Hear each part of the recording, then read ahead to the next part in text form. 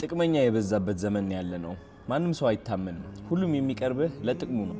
ባይገርማችሁ እኔ ልብ ብዬ አስተውየዋለሁ። አብዛኛው ሰው የሚቀርበኝ ለጥቅም እንደሆነ።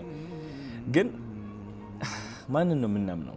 ሰው ካላመን አይ ቲንክ እግዚአብሔር ነው ማመን ያለብን። እግዚአብሔርን ስናምን ደግሞ ሰዎችን እናምናለን። ኢቭን እንደምንጎዳ እያወቅ ነው ማለት ነው። የተማርኩት ነገር ምንድነው? ሰውን አለማመን አይቻልም። ማድረግ የምንችለው ማመንን ነው። እያንዳንዱ ሰው እድል መስጠት ይኖርብናል።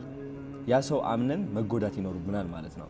ተጎድተን ደግሞ ከእግዚአብሔር ጋር ሆነን ልባችን ማከም ያለንበት ደረጃ ይህ ይመስላል። ወንድም እህቶቼ እመኑ።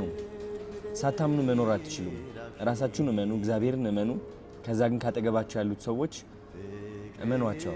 አለበለዚያ ተነጥላችሁ ነው የምትኖሩት። የሆነ ነገራችሁ የጎደለ እንደሆነ ይሰማችኋል። ህይወት አይ ቲንክ እንደዛ ነች። ካለ ጉዳት ህይወት አትሆንም።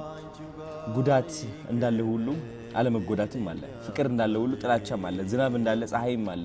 ህይወት ሁሌም ተቃራኒ አላት።